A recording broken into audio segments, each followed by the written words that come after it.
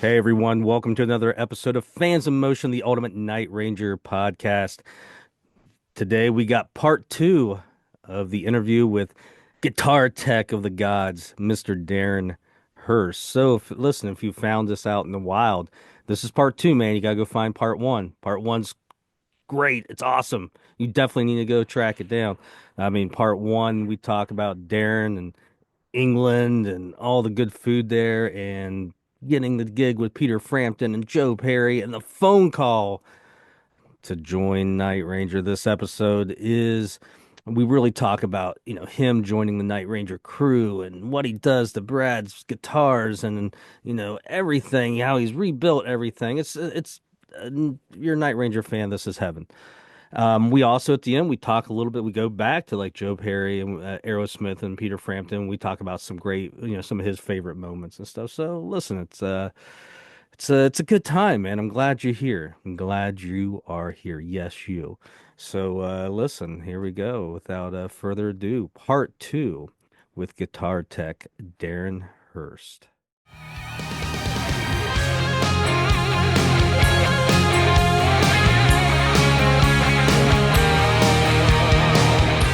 And so I had nothing to do for 2024, and I went to NAMM in Los Angeles to try and make some connections for this year. And I'm sitting at the bar, having fish tacos, and I get a call from a gentleman called Ed Repepi. Ed Repepi. Ed Um, Repepi, and he no. calls me up and he says, "Hey, what you doing?" Which is, still says the same thing. And I'm like, "Hey, just hanging out." And a friend of mine had given Ed my number, and he just said, "Hey, we need a guy. We need a guy like now. I don't suppose you'd be interested in coming to us." And I said, "Absolutely." Um, and so I flew to Phoenix the next day. Um, Went straight into Night Ranger. Um, So I'm trying to think, what was your first? Because there was a little bit of overlap you Yeah, had. yeah, yeah. What was the? Because I know the first show I think you were, on your own was Vegas, right? Does that sound Yeah, right? because I shadowed Ryan. Because I mean, the thing about Night Rangers, first of all, you're taking care of three guys, which I'd never done before. Yeah. I've done two a couple of times, and I've done backline for everybody, but I'm not the tech in the show unless something goes wrong. But Night Ranger, I mean, Brad, I'm looking after Brad for the whole night, and we do a lot of sound changes. And Brad's a very different kind of player from Peter and Joe in that, and to my mind, this is even harder. Brad's playing songs that everybody knows, so you don't want to hear an improvised solo. So Brad's playing stuff the way it is on the record. You know, Brad's, I mean, you hear him kind of change it up, but when he goes into the solo in "Don't Tell Me You Love Me," he's not going to improvise that. So it's a thing, and everybody in the room knows what that should be, and there's an expectation, and that is much harder to deliver than improvising something when nobody else knows what you're going to do. It's There's a lot of pressure on a guitar player to do that. Um, and so I love working for Brad for that reason. And so we've built a really great relationship where I can help him support that. But I go into Night Ranger and, Brad's rig was not in good shape. They he needed a little bit of help. Um, and I watched the show from the side and I just thought, this is fucking Brad Gillis. I felt like Brad was lost a little bit in the scheme of things. I was a huge Damn Yankees fan. Jack was my guy. I've been a Brad Gillis fan since way back when I was reading the American guitar magazines. Brad's got a way of playing.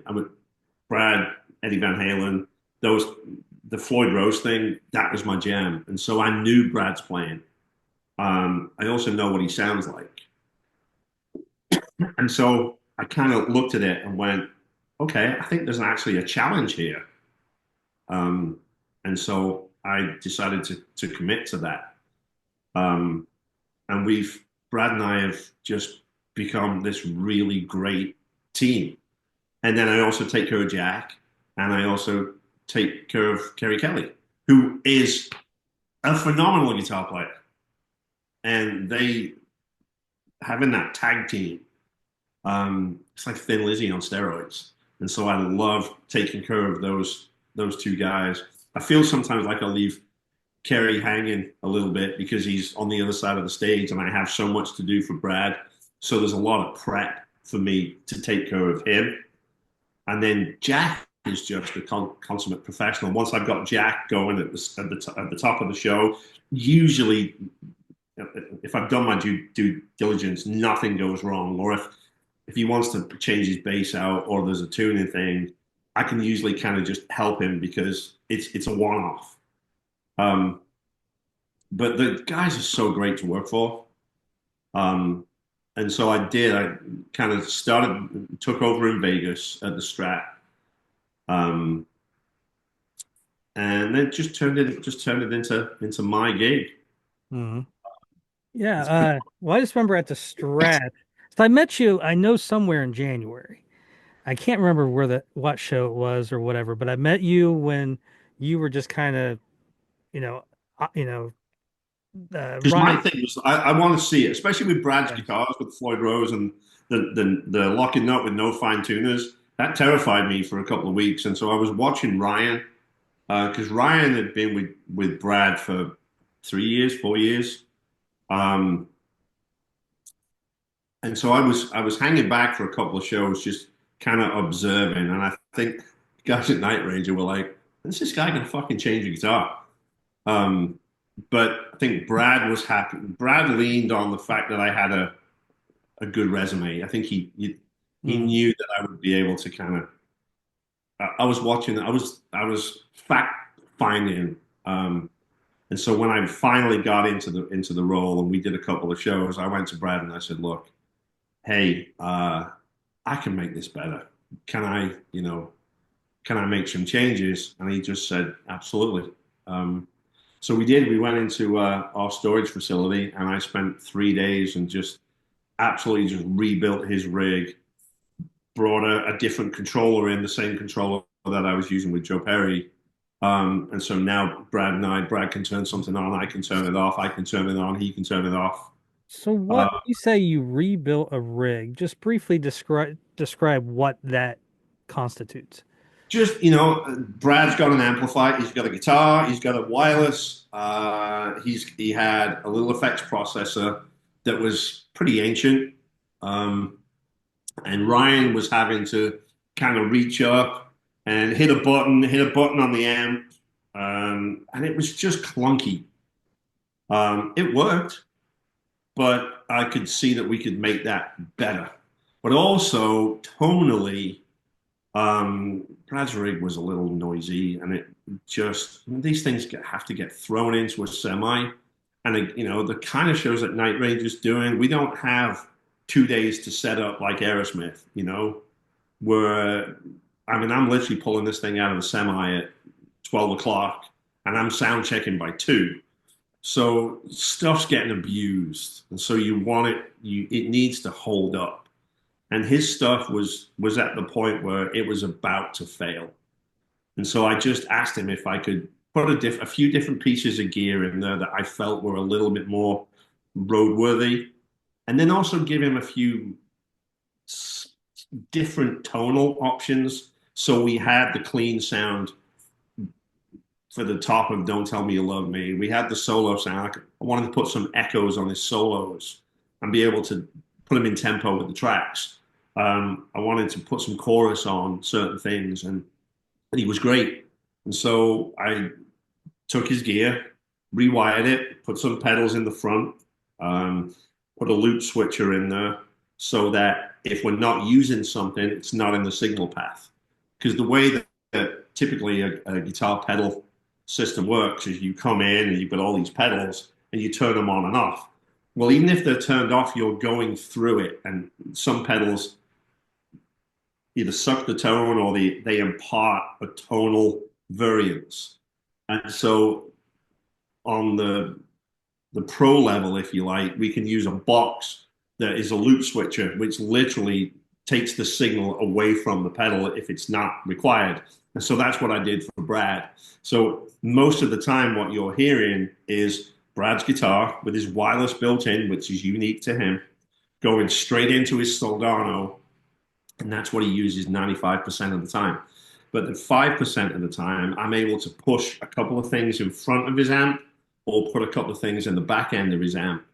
Um, and then we've got that on a switching system, and the switching system talks to each other.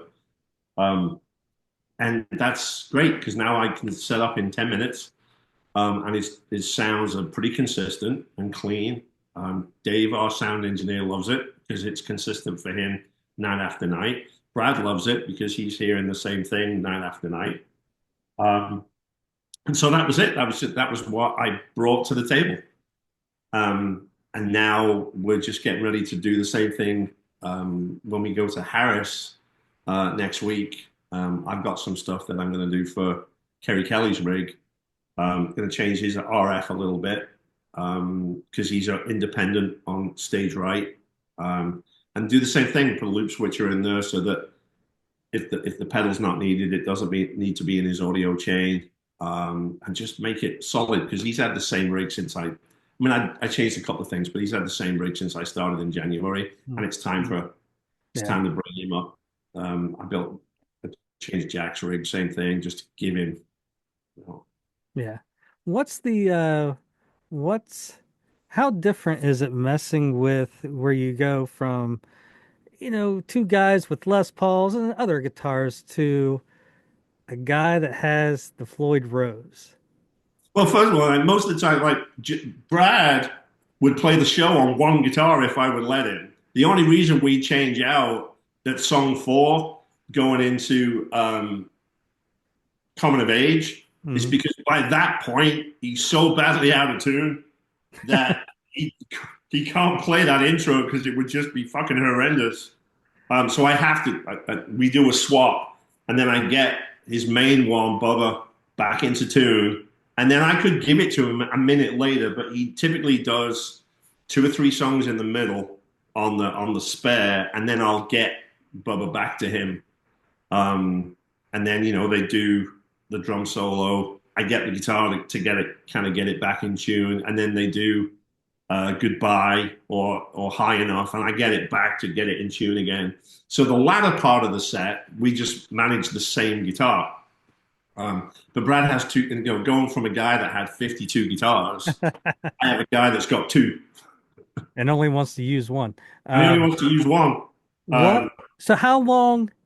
And those that don't know, the Floyd Rose, with Brad using the whammy bar, the Floyd Rose is, and you can correct me on the terminology, but it's kind of like, is it an addition to the bridge or a bridge it's a that? pivot. It's a pivot system, so it's a seesaw. And so normally you've got the strings come out of a guitar, and it changes the length of the strings or the tension on the strings, so it changes the pitch. And so normally on a regular Strat, when you change the pitch of the strings will slip in the nut, and when it comes back up, it's out of tune. Well, the guy who invented this system, Floyd Rose was his name, came up with a way to lock the strings at the nut. And if you buy guitars like the Ibanez, I'll show it.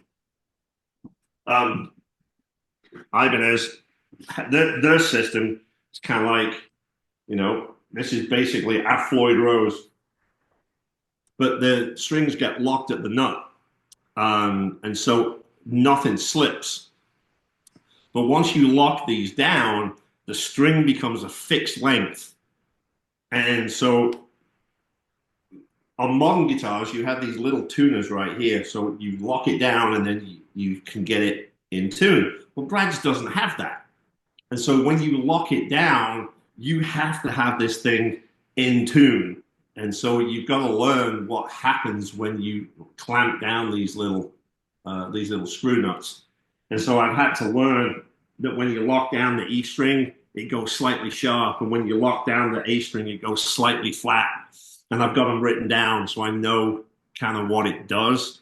And so then I tune it, and then I clamp it down, then check it on the tuner, and then I whammy the fuck out of it, give it to Brad, who then whammies the crap out of it, and then I see if it moves. And if it moves, I know that something's slipping. So then I'll either crank it down or we start changing out. I've got hundreds of those little nuts because the threads strip on them, and I change them like every 3 shows. How long Um, does when you get it in tune, and let's say Brad's on stage playing, how many songs is it good for? Three or four or three? yeah, depends. Because what's interesting about Brad's playing, and Brad's such a great guitar player. Because he uses the Floyd Rose to pitch. He doesn't just use it as an effect, like a wham, like just Yeah. like Eddie Van Halen down. Brad actually pulls up more than he pushes down, and so when you pull up, you're adding tension to the string, and so that little clamp nut is getting really, really stressed, and the string wants to slip in that knot. When you go down and you release tension, that knot isn't being challenged at all. It's just holding the string. But when you pull the strings up, that connection right there is being absolutely stretched. And so what happens is the net moves as well. And so everything as a seesaw, and sometimes it just doesn't come back to zero. Now you can just kind of, you'll see Brad doing it. Part of some of his stage moves, when he's done a big pull, you'll see him reach over and he'll just kind of crank on the body a little bit because he's learned over the years that if he pulls the G up to A, he's got to kind of lean on the body and give it a bit of a crack to get it back in tune. And so he's learned how to incorporate this into his playing. Um, but it's good for about 3 songs because Rockin' America, 4 a.m. What's number three? Sing me away, Sing or Me Away. By the time we get to the end of Sing Me Away, it's usually pretty out. Um, and this guitar. I mean, we're talking about a guitar that's not a spring chicken. Case in point, uh, 3 or 4 years ago, one of the first times Ed ever asked me to carry Bubba to the stage was Monsters of the Mountain when it was wherever it was prior. And it was a good 500 yards, well, maybe 400 yards yeah. somewhere to the stage. I mean, it was a hike, right? And um holding it, walking it, whatever. And I give it to Ryan. And I had the strap kind of like laying, wrapped around my arm a little bit. But when I gave it to him and it comes off my arm, the strap with the whatever the nut, the bolt that, it came all the way out of the guitar. And they're going on stage. So just what I'm saying is that Oh, these are Brad's it, guitar. it, I mean, it's the been beat stuff up. you have to check with I mean, but that's part of the gig. I mean, strap buttons, strap connections. I mean, these are old guitars. If you buy a guitar today from Guitar Center, you can probably be sure that you can put the strap on it and nothing's going to come off. Um, but I've lost count of the number of times where I've thought I've checked everything, Yeah. and then you go to give them, and you realize that the strap button is hanging on the screws 3/4 of the way out.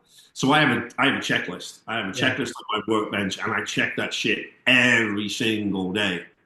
Um, Because there's not really probably a lot of places to screw it, new hole because there's already been 15 probably drilled in, yeah, stuff like that. that's So where you got to find a cocktail stick and some wood glue stat. yeah, uh, But that's the gig. That's the yeah. gig.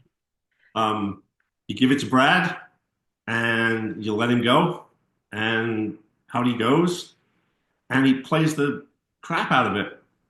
And you'll see me pushing buttons back there with him. I do most of his patch changes.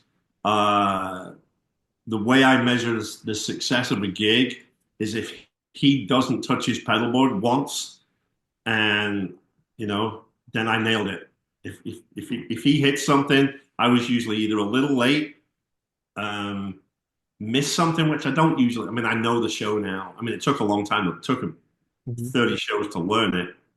And even now, every now and again, because they'll pull a wild card. They'll do a touch of madness, which I've only done a couple of times, or they'll pull out a seven wishes, which I've only done three times. And then I'm having to react and respond. Whereas if we do 3 a.m., I know those punches like the back. I can do that with my eyes closed. Yeah.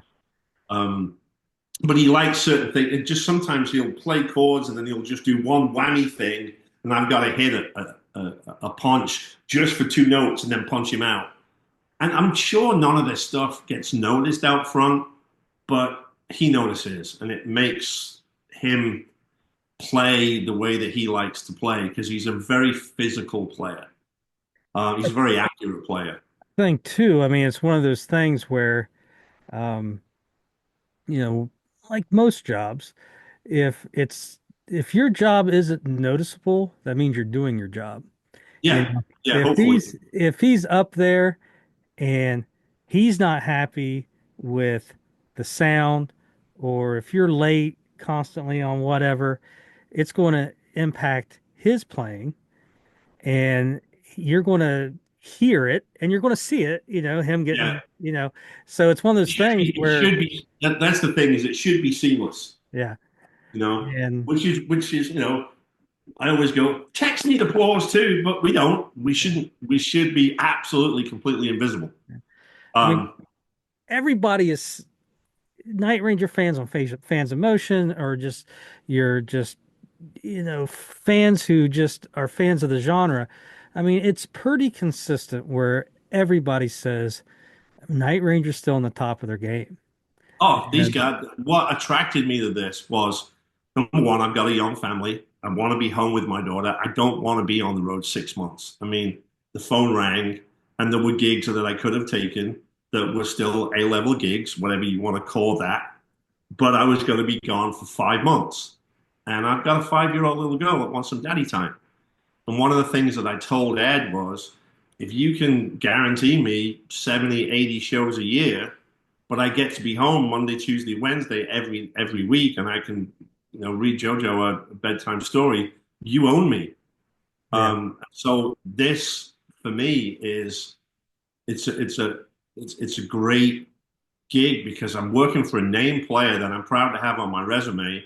I'm proud to work for Jack because Jack's one of the best singers in rock and roll. I'm proud to work for Keri Kelly because Keri is a fantastic sideman because he plays a very important role in that he's substituting for a guy that's not there anymore and making it sound like the band used to sound like.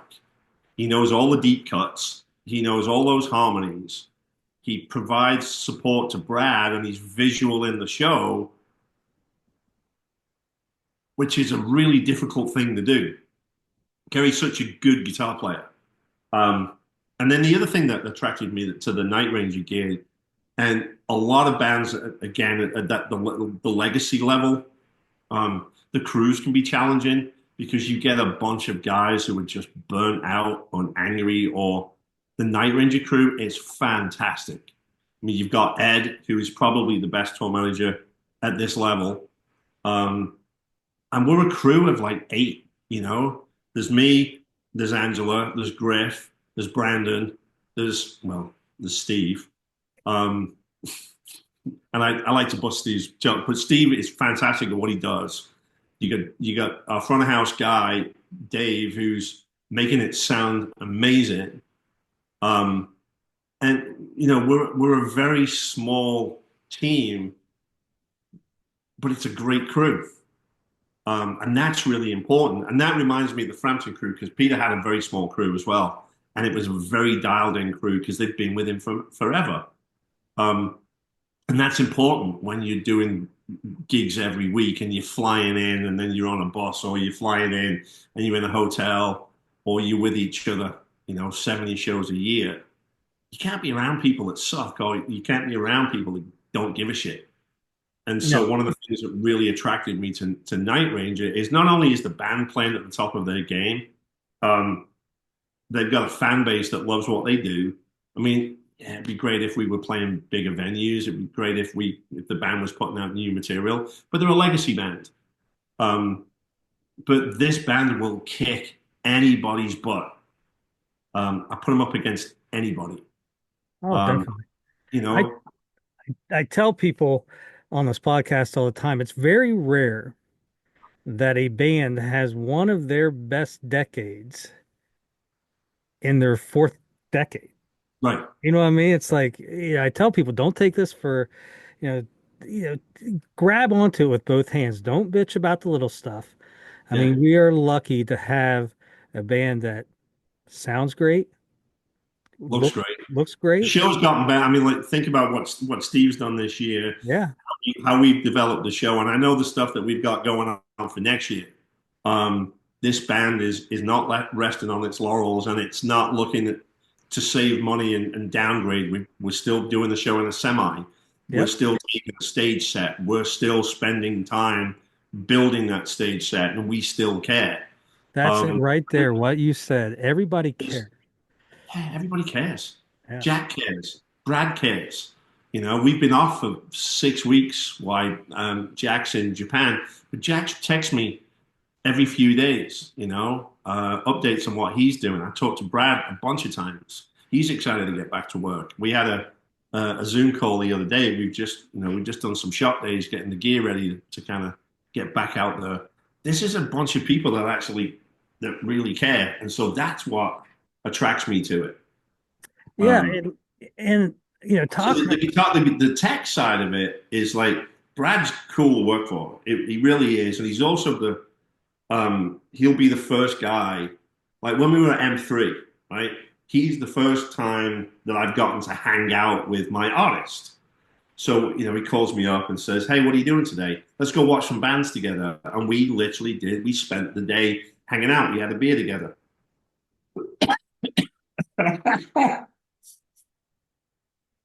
You have to see this. I'm sorry. Can this be on the podcast? Yeah. You gotta see JoJo. This is anxiety. Oh, what is that? This is what's the movie? Inside Out. Inside Out 2. This is the cactus from Inside Out 2. This is the mighty This is JoJo. anxiety. This What's is the mighty JoJo. what's funny is my kiddo made his JoJo. premiere, I think, last week on the podcast. So we got a Yeah. thing going. We had a band Zoom call last night, and she wanted to play guitar for everybody in the meeting last night. She's probably your worst critic. She's probably throwing the guitar back at you, telling you, Got the roll and the pink strap back there, um, and yeah, we have some fun in here. Did you grab her? I'll see you in a bit, Bubs. Bye. We had and the dad JoJo today. JoJo's just started kindergarten this year, right? No, she has. She came out to Tulsa when we played the Hard Rock at Tulsa Live. Uh, Man, the guys in the band and the crew, I mean, the crew guys as well, but the guys in the band were so kind to her. Kelly had her playing drums. Jack had her singing. Dave gave her the microphone and she sang "Rock You Like a Hurricane." You know, Brad was, and I can't imagine anybody else being that welcoming to her. I mean, yeah. Aerosmith would have been so big that she would never have met anybody because the guys didn't turn up till showtime. But she got this. I know she just got this introduction to rock and roll, and downstairs she'll be like, "Hey, can you put some YouTube on? I want to see Jack." And so we we watch a bunch of old Night Ranger stuff together, and she sings along. She'll sing. Her favorite song is High Road. Funnily enough, Really? yeah, because it's my favorite Night Ranger album. Okay. Um, Um, it's weird what they gravitate to. yeah, My kid, he could give crap less about Night Ranger, but he likes When You Close Your Eyes. yeah. That's the song. Uh, he gets. She's into trolls, and so the second Trolls movie was all rock and roll songs done with different lyrics. So there's a version of Crazy Train that is the riff and it's the chorus, but the lyrics are wrong. And so, but she knows all these. Rocky Like a Hurricane, it's a different song. It's in a different key, and it's a troll that sings it. And of course, like, and then like Girls Just Want to Have Fun, and all these big songs. And now she's starting to understand that there's real versions of these songs. And the first time she heard Crazy Train, she was disappointed that there's another version of that song. But then I found a YouTube video of Brad playing it with Ozzy. Yeah. And then she's like, "Oh, Uncle Brad!" And so that was that. It's been the transition to her going from the kids' version of the song to the real version of the song. Yeah. Um, it's incredible watching kind of kids take on that because she's got it. It's in her DNA. Yeah. You know? Um, So yeah, I'm also conscious that I talk a lot. So oh we've no, no. been talking for about 18 hours. Well, well, let me ask you this. We've gone through, Frampton and Joe Perry and Night Ranger. So what is it that you think that makes a guitar tech great? Not good, but great. Giving a shit. Just giving a shit. I think it's just giving a shit, just caring about your guy enough to learn your guy, Mm, um, and be able to adapt your day or to adapt your skill set to your guy. Right? What I would do for Peter is different to what I would do for Joe, and what I would do for Joe is very different to what I do for Brad. And I think if you hold on to what you do and try to do a certain thing for everybody because that's what you do, I think you missed the point.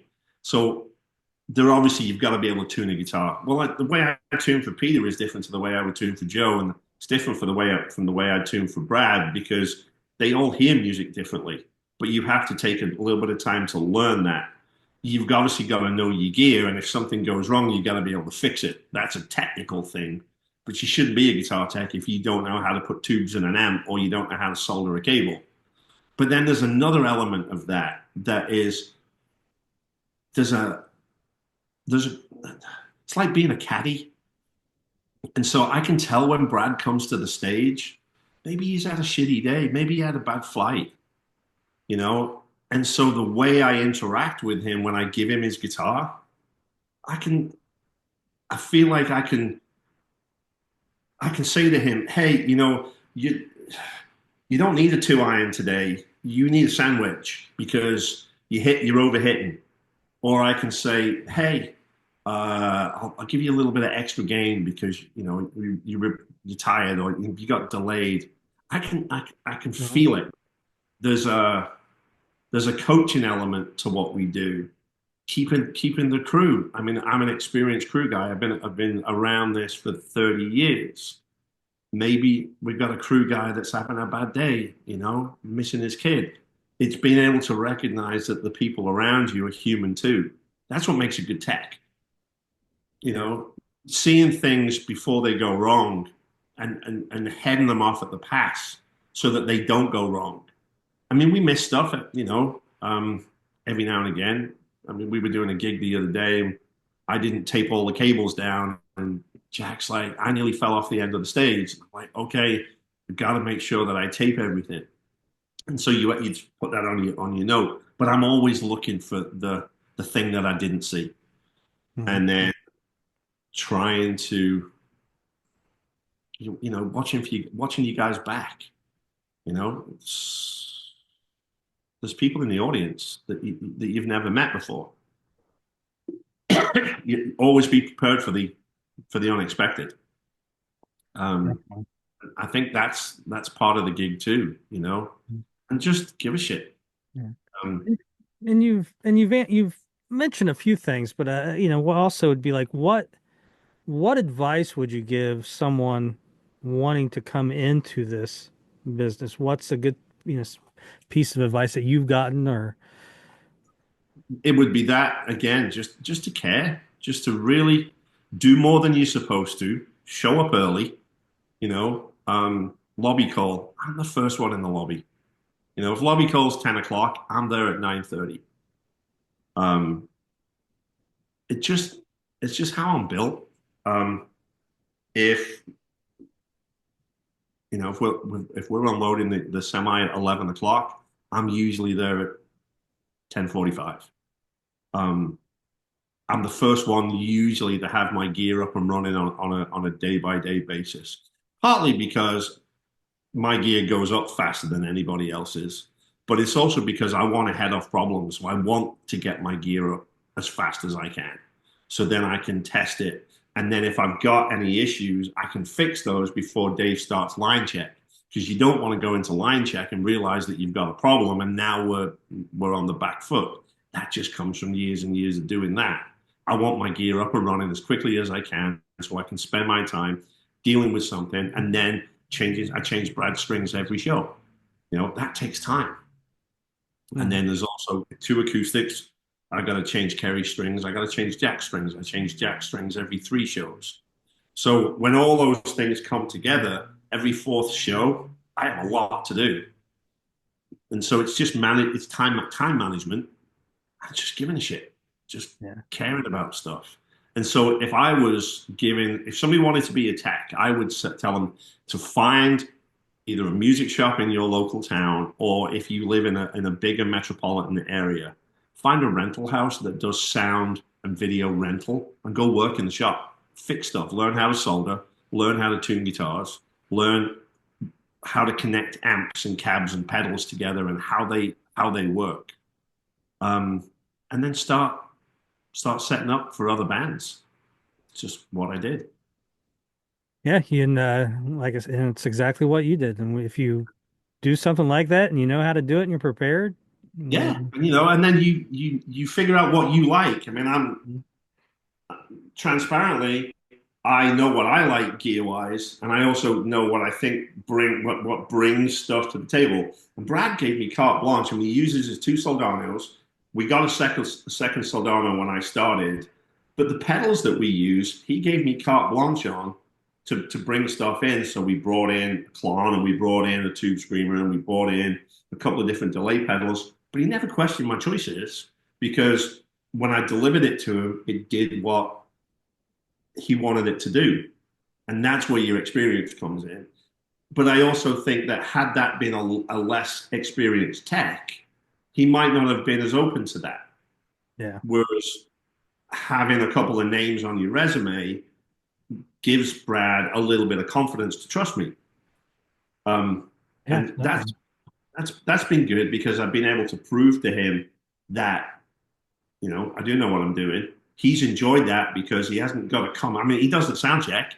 He just comes out at showtime, and I give him a guitar, and he's like, "Is it good?" And I'm like, "Yes, it is." And he goes out and plays the show. I mean, that's a huge amount of trust.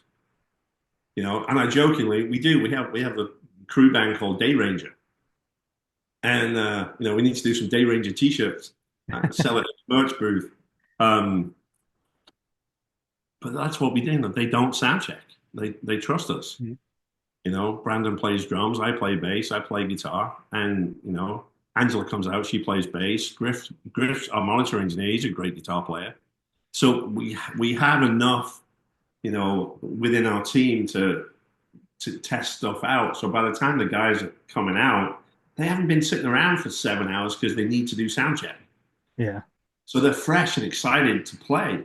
So it's just knowing stuff like that. yeah. So we've talked Frampton, we've talked Aerosmith, we've talked Night Ranger. So let's go to Frampton. What's a favorite live moment of his show? Like if you just close your eyes and you think Frampton show, what's something that just jumps out to you? It's one of your Uh, favorites. Doing Madison Square Garden on the finale tour. Peter Peter had told me um, the story of them doing "I Don't Need No Doctor," and they kind of put that song together at Madison Square Garden back in the day, and it was on Phoenix, and it's got a little riff, and he came. It was the only show on the tour that we did sound check, and so he let me play it in soundcheck. Just the main riff, and I got to play it through his rig loud in Madison Square Garden. And he was standing with me when I did it and just played the riff. I got to do the Billy Joel show with Peter. He was the guest for Billy's birthday. Did that. But one of the coolest things I got to do with Peter was the Madam Secretary appearance that he did. He was on the show twice, and he's in the scene where he's in the finale where they get married. Um, and he plays this beautiful version of Baby I Love You Way. Um, and it's just incredible. And I got to go with him to New York City on set that up, um, and stand there while he just did this. And it's funny because they wanted him to record it and then lip sync, and he said no. And they were like, "There's no way you're going to be able to do this on set, and we're going to be able to use it." And I'd taken my laptop and an Apollo interface with me, and I put a 57 on his guitar amp, and I put an SM58 on his vocal, and we hit record, and he did it. We hit stop, and the director just looked at me and went, that's it, done. And he did it once, and that's the tape that's in the show. Really? Yeah, it took us like 4 minutes. It's incredible. Peter was so very, very, Yeah. very, very, very good to me. I got to do a whole bunch of really cool stuff with him. But yeah, those are a couple of things. What sticks out in your mind from the Aerosmith days? Just uh, first night, opening night, peace out, and just handing Joe when they're going in the elevator, and I hand him that six-string bass for them to do Back in the Saddle, and just feeling that energy. And we knew we had 70 shows ahead of us, and I'd rebuilt the rig, and it was the rig's first night, and they hadn't really done much rehearsals, and we didn't know. It was like just all this unknown, and the show was incredible. But just I remember that adrenaline, um, and the Hollywood Vampires tour in the UK in Europe with him was just outstanding. Um, Him, Johnny Depp, and Alice Cooper. I mean, talk about three beautiful human beings. They were just so wonderful to work for. Just yeah, just I'll never get tired of reminiscing about that kind of stuff. Being on a bus with a bunch of crew guys, um, going to places that I've never been before. That's my favorite thing about this gig. Yeah. It's not always it's not the guitars. Some of my favorite memories are hanging out with the crew guys at a place we've never been to, you know, uh, and just getting on the bus and Yeah. talking about life and the universe with somebody that you've never met before. Meeting the fans, I love meeting the fans. Mhm. People that the music means stuff to them, you know. Um, What's your favorite with going to Night Ranger? What's your favorite Brad Gillis riff? What could you hear oh, Brad, a million times and never get tired of? oh, all of it. I mean, don't tell me you love me. I used to play it in a cover band. The intro of that and Brad's solo, um, but just all of it. When you close your eyes, I love that song. 4 a.m. It's funny though, like my favorite Night Ranger record, I know um, I was going to ask you about this. Good. You just said it earlier. is Which High Road. one? High Road. It came along in my life at a particular time. So I've got a lot of memories that are associated with that record. But also, it's one of the best sounding rock records ever made. Just listen to it. Put on Man in Motion or put on Dawn Patrol and then put on High Road and listen to it. It's fucking outrageous how good that album is. Mhm. You know, Love Don't Live Here Anymore, and those songs. Now, Um, did you have the copy that has the bonus tracks? Do you have Mountain Song? yeah, All right, like to me, I'm like, how does Mountain Song not make that record? you know, But yeah, California. I mean, I love the original stuff. I mean, I loved Jeff and Brad yeah, because it was like Thin Lizzy on steroids. I was listening. I loved bands like Racer X because they did the harmony thing, but it was much more guitaristic. But it was almost a little too much. They had the mount. It was very neoclassical, and it's so fast you almost can't comprehend it. But Brad and Jeff back in the day, it was Thin Lizzy on steroids. And so I loved that. So I love those first two records.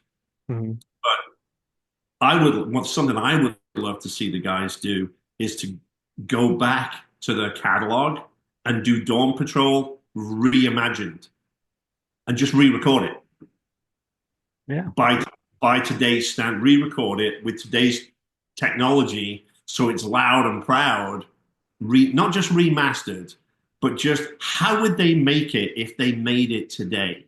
Because I think Jack's a better singer now than he was back then.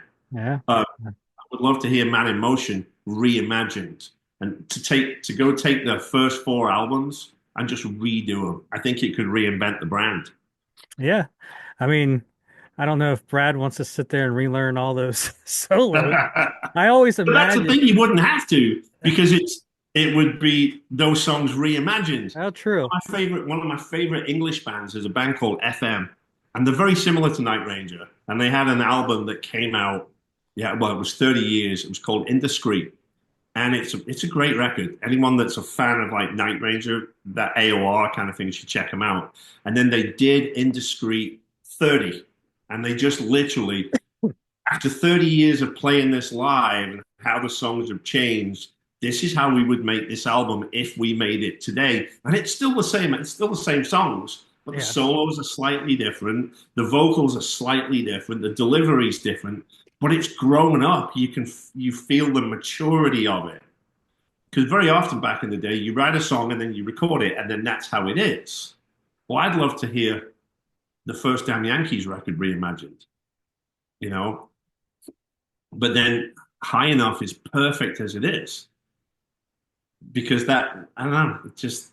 But then like Runaway and Coming of Age, I'd love to hear those played 2024 yeah, because I hear how Jack sings it in the Night Ranger set, and I'd love to hear some of this older music just redone from the perspective of where they are in their lives right now, yeah. I mean, rather than them just continually recording new songs, which would be great too. yeah. But you know, Um, I think, you're talking about Jack's voice. Like, I love hearing him do Come Again or, yeah, just, it's such, you think of it. I mean, I used to think of it as a Tommy song. Obviously he sang it, but it's like now when I hear him, it's like I that's almost, Jack's feeling good though when he sings it because he doesn't do it every night. mm, But when I give Keri the acoustic at the top of like what should be high enough, and you can see Jack get that look in his eye, and Keri will hit the A chord, and then Jack will just stop him. You're like, no, we're not going to do that one tonight. You know that Jack's feeling good yeah, about his voice, and he feels good about the situation, and so when they do that, it gives me goosebumps. yeah. I remember seeing them 2019 and it was a big outdoor show. And that was the first time I'd ever seen, and they probably hadn't been doing it too long, but that was the first time I saw Jack do that. And I was just like, that made my show. You know what I mean? Yeah, Like, yeah, it it was makes just my show something, every time. it was just something Every time he different. does it, it kind of makes my show. And then also, I mean, I'd gotten to when I was working for Peter, I did get well, we had some downtime, and I got to go do some freelance stuff for Ted. I'd tech for Ted a few times, and we share the same because obviously Jack and Ted go way back. Yeah. So we very often the Night Ranger crew will go and tech for Ted. And so when Ted came to Detroit when we were up there recently and we were in that ice rink, and Ted came down. I knew exactly what to do with Ted, and it was great to see him, and he was happy to see me. And I just give him a guitar, and he starts doing that little thing that Ted does, and he walks out, and he's Ted fucking Nugent. Speaking of that, so that was the show in what, Jackson, right? Is Jackson, that, yeah. yeah, something. Anyways, just talking about guitar players. And I went out front to record that with him coming out, and just his first couple, and I couldn't see where I was at. I was still walking around, but he hit those first couple chords, and it's like no one sounds like Nugent.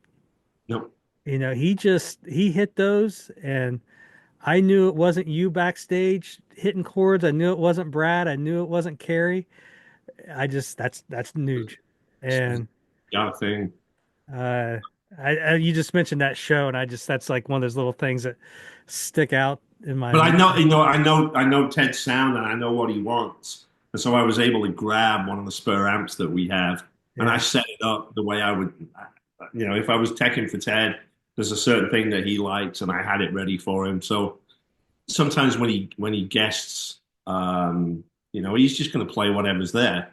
But I gave him what I would give him if I was being his tech. So I think that not made a difference, but I think that helps him Be find comfortable. himself. Yeah. Um, Jack told me a really cool Ted Nugent story. They were playing one day in LA, and like in the front row is like Steve Vai, Joe Satriani, like Nuno Beck, all these like the shredder guitar players. And Ted's looking down at them and going, "Oh, you all might have the fast stuff, but none of you are Ted fucking Nugent." And I love people that play with that. All my favorite guitar players just have a little bit of attitude. Peter's got it, Joe's got it, Brad's got it, Ted's got it. Um, they have a little bit of fuck you. Yeah. I mean, especially those early records with Nugent. I mean, uh, and like any band, you hear stuff on the radio all the time, but it's like I tell people, you know, go if you're Nugent out with Stranglehold and Cat Scratch Fever, I go, Go just back, yeah, yeah, just go. go play Queen of the Forest, off that first solo record of his. It's the last song. It's just like, and turn it up loud, and you'll just fall in love again with his playing. Yeah, Um, because nobody hits it like he does. no. You know, And then um, you throw Derek St. Holmes vocals on some of those early tracks, man. It's just and yeah, what Eric's a was it? monster. Rod Grange. I can't remember all the guy other, but it was just everybody thinks Ted Nugent, but that band he had there for 3 or 4 years, I Yeah, mean, just phenomenal. But all Ted, right, Ted's just Dan. got that thing. So man, we could talk about this forever. I know I got I got I You're gonna have to edit this down. we're gonna make this a two-parter, buddy. But I appreciate you joining, and Oh man, I'm so happy. I knew this you teching was going to work when we were in Las Vegas, and I was walking through soundcheck doing something, and you were playing Gary Moore, Still Got the Blues. I was like, who the fuck is playing, Gary Moore? And I look, and you were up there with Radley, up in that area, and I was like, oh shit, that sounds so fucking good. Thank you, man. So I yeah, mean, Gary was you know, that's what my ear was drawn. I like people that really hit it, that make the guitar sing. So my favorite players are like, Gary Moore, Neil Sean, yeah, um, Andy Timmons, Brad. I like people that can control the high end of the guitar. It's not so much the riff, but when you get high up the neck and you really start grabbing those notes, it's really easy for it to get shrill, and it's really easy for it to start sounding like a sheep. You get that ultra fast vibrato, but the guys that can really control that and make it sing, that's what my ear was always kind of attracted to. So I put a lot of time into learning how to do that. So I know every Gary Moore song ever written, Schenker, Michael Schenker, that kind of thing. yeah, That's singing vibrato. Brad plays a lot like that, so that's what I tend to play yeah. in soundcheck. You'll see me playing like John Sykes or Gary Moore or those kind of riffs. Well, Thank you. It means a lot to me. When I heard Gary Moore, I mean, and like I said, I wasn't really at sound check to be at sound check. I was probably running an errand for Ed. Yeah, So I was kind of just running through. And all of a sudden I heard that and I stopped and, I kind of look on stage, like who's on stage? There's no one on stage. Well, I know it's not being put, it's not a being played. recording, Yeah. so I'm like looking around, who the fuck is playing this? And I finally found you up there, up where Radley was. You weren't, up in that area. And I was like, fucking Just A. trying to make it. You're looking to make the guitar do what you want the guitar to do. And so I play a certain couple of things, and you want the volume to roll up and the guitar really start to take off, but you kind of roll it back, and then it sits into the pocket. And there's a couple of things um, that you can play. If I come out and play the riff, the boys are back in town, and then when you get to that first harmony section, the guitar just sits sweetly. Mhm. I know that Brad's sound is sitting right, but yes, still got the blues is my. That's how I'm checking his solo sound, and I still play it every show. Yeah. Uh, well, I again, When do we get to see you next? this will probably air after, but I will be in Jackson. Okay. You guys, I'm wanting to. I kind of Yeah, use, we actually get busy for a little bit, which is really cool. yeah. You're doing a lot of 3-dayers Yeah. coming So, up.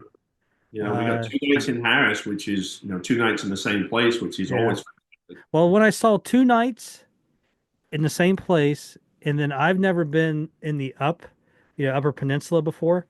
So when I saw it was 2 nights, Upper Peninsula, I kind of told Ed, like, hey, that's one I'm going to be coming to yeah. and find something for me to do.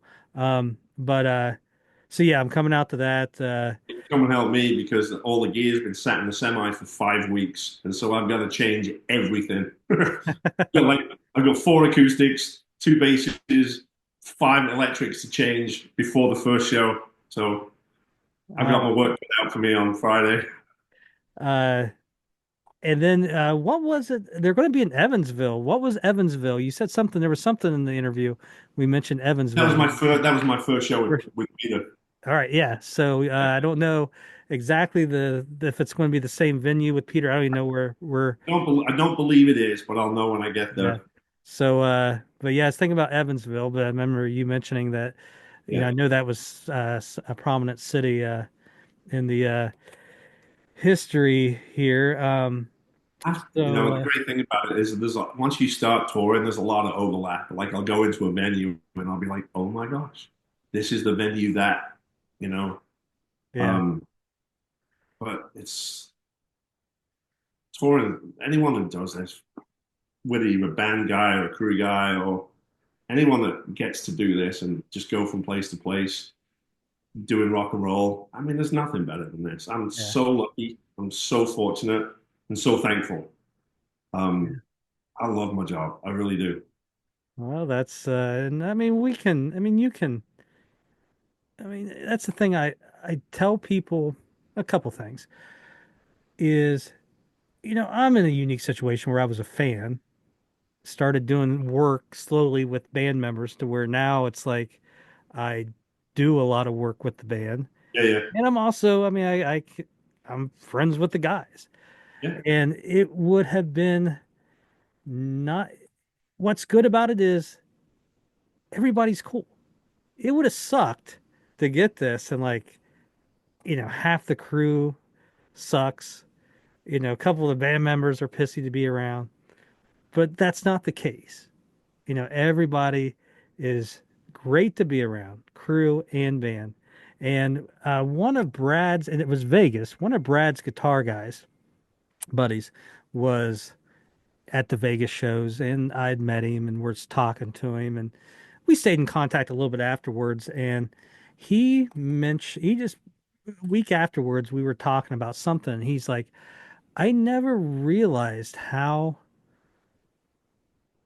much like family you guys are, meaning, you know, us and the crew and the band. I've Like, never been in a situation where the band and the crew go to dinner and hang out together. Like I was with Jack and we went antique shopping. Like me, Dave, and Jack just ended up in an antique shop together. Um, they are wonderful people. You Yeah. know, they the band cares about their crew, the crew cares about the band. Um, it is a family. Ed said that to me on the very first phone call. Um, he he said you'll feel like it's a family, and it absolutely is. Yeah. Um, And so I hope the fans that come, it you almost feel like you see the same people a lot. I'm not hugely active because I want to be respectful to the guys, but I do see the same faces on the fans in motion pages, and you see that such a person is coming to a show, and you know that people are coming back to multiple shows. And I try to find those people at shows and go give them pics or go and say hi or give them a wave or um, just because we don't have a job if nobody comes to the show, correct. Yeah. you know. And that's the good thing about this page is, I've always said that when, with Fans in Motion, you never go to a show alone anymore. There's with the page, someone's going to be at the show. And Almost I've gonna had be people tell me this. They're like, it used to be, you want to go see Night Ranger with me? And no, no, no. And now people are like, well, I know this person and this person are going, so they yeah. can just buy their ticket and go meet up. And there's always, anywhere from 7 to sometimes 20 people from the page Yeah, at the show, that's even more. cool. And So, some every band's got the. I hate to use the word super fans because that means like sounds like they're crazy. But every band's got people that are drawn to that band, and then every band I've ever worked for has got that collective. But again, Night Rangers fans, they just some of the stories they tell and why the music means something to them. Um, it has a little bit more of that family vibe to it. I love hearing people's stories about why they love Night Ranger. yeah, and I think a lot of it too is you always thought you were the only Night Ranger fan out there. Yeah, Night Ranger was I just was the only geek.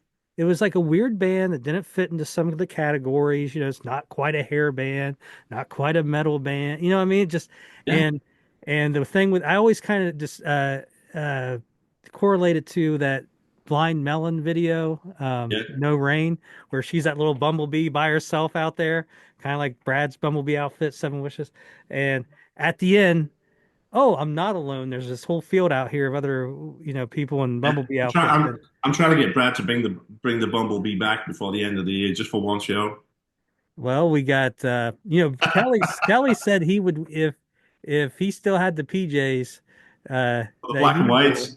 He said Yeah, that he would wear them because they were the most um comfortable thing. You know what's funny is the one person that maybe least looked the rock starish back in 1985 was Fitz. right. He's probably the one if you put the outfits on now could walk by you and you wouldn't kind of look twice. He Oh, I haven't mentioned him in much about what we're talking about, but can I just say that Kelly Kagi is one of the greatest human beings on the face of this planet. Not only is he a great drummer and a great singer, he does both of them at the same time, but you take that away, just hanging out with him. He's so smart and he's so open to talking about the band's history. Um, he's just one of the nicest. He was so nice to my daughter, I'll never forget it. yeah. Um, I have the pleasure of being right behind his kit because I like to be kind of close to Brad where I can see him. And so usually I'm like 4 feet behind him, just getting slammed by his playing, and he's still playing great. But yeah, I want to give him some love because he's just a Well, wonderful. Kelly is the reason why Eric was the first guy I kind of got to talk to, had in the podcast. From Eric, it went to Kelly. I actually started all this doing Kelly socials. Okay. And then, Night Ranger, went from there. But yeah, Kelly's my guy, man. Kelly, there's no one better. And um, I Yeah, mean, he's people. I'll tell the story again. Just when I first met Night Ranger in 85 or 95, I was 18. And, um, you know, I liked him since I was 6. and they were like they put me on the guest list or something for the next show, and I saw them later in the year. So it's December, it's a snowstorm, right? And me and my two friends were in this 1979 Mercury Zephyr, and we're at this rock club, and it's like 2 p.m. because we get there early. We don't know what to do, but it's snowing. You can't see out the windows. I mean, it's a blizzard, and all of a sudden the club door opens, right? And it's all white. Like I said, it's like a blizzard out. Club door opens, shuts, so it's just white, and all you see is this figure in black in a long black leather trench coat. And we don't think anything of it. It's a club, whatever. The next thing you know, there's a knock on our window, and you can't really see out of it. Again, snow and the condensation and everything. And I roll the window down, and it's Kelly Kagi in our window. And he's like, "Hey, I just wanted to give you guys these," and it was three all access passes. And oh, dude, thanks. All right, you guys take care. He goes back in, and yeah, from that day on, I've That's been. that's the Uh, kind of thing I'm talking about because they yeah, noticed that you were. They notice shit. yeah. I That's mean, why Ed's really good. Ed'll see someone that needs a little bit of help or a better seat, and he pays attention. yeah. He's one of my favorite human beings. Whatever Ed, when Night Ranger just stops, because there'll have to be a point where it Mhm. stops. Whatever Ed Repepi does after this, I'm going to. I don't care whether it's a restaurant, whether it's music, whether he's going to open, you know, Yeah, a dog grooming facility. I'm going with Ed. yeah. Ed's a fun guy, and um, you know, and I like you had him right on the spot where how he answers or calls you, and you know, what are you doing? All that how you had his mannerisms all down, man. But Yeah. I but was I sitting there wanted, about to bite into fish tacos, and the phone was like Ed Repepi, and he's like, "What are you doing?" So yeah, yeah. it was the best phone call I've ever gotten. I've had a great year with Night Ranger. It's been great. Well, we're glad to have you out there with them, and glad to have you on the Fans in Motion page, and Thank you. I'm glad to. excited. Although I was told that this is the kiss of death. Apparently, when you do this, you get fired.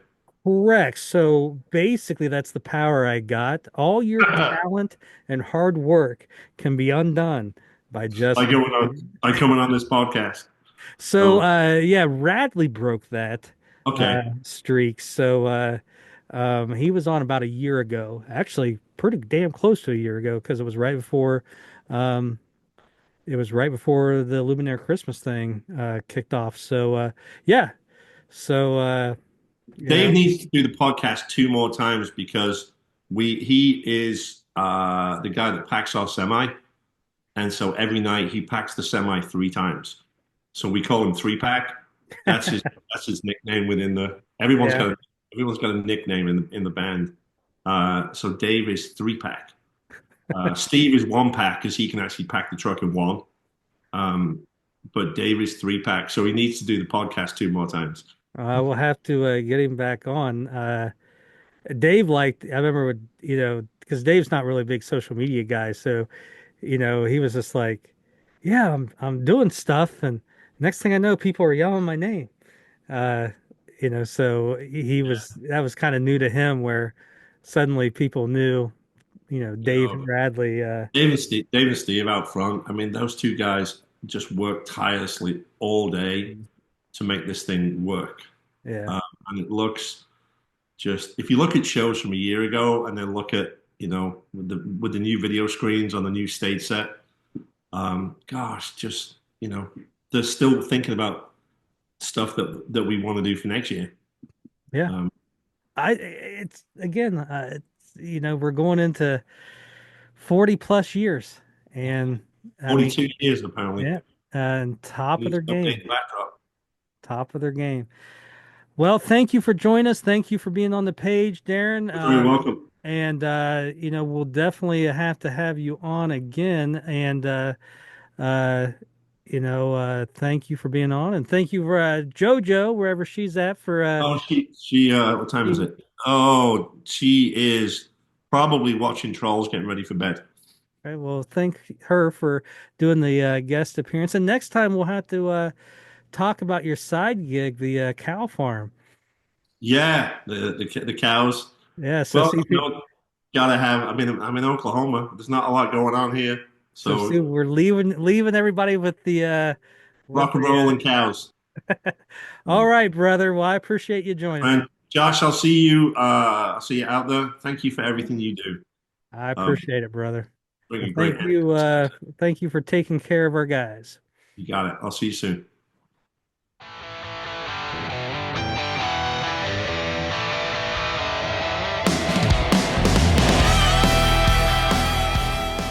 Well, there you go, guys. Interview with Darren Hurst. Definitely want to thank Darren for taking the time and joining me and sharing his story.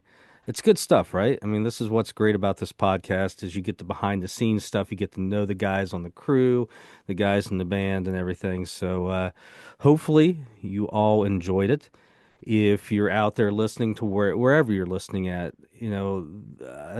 this stuff takes time. Darren and everybody, Eric and all the guys who have had on, they take time out of their day and away from their families to join. So if you're out there listening, leave a comment and, you know, let them know how much you appreciate them coming on, or, give us a thumbs up on on YouTube or wherever, uh, and subscribe to Fans of Motion wherever you're at. Uh, this is definitely a labor of love, takes a lot of time, and these guys who join us join on the podcast, I mean, definitely taking away time from their busy day and their families and stuff. So we just want to hear from you, right? So let us know you're out there. And I appreciate everybody out there who listens, everybody on the page and everything. We got some cool stuff coming up. So there you go. Click like and subscribe and all that malarkey, and we will see you on the next episode. I later.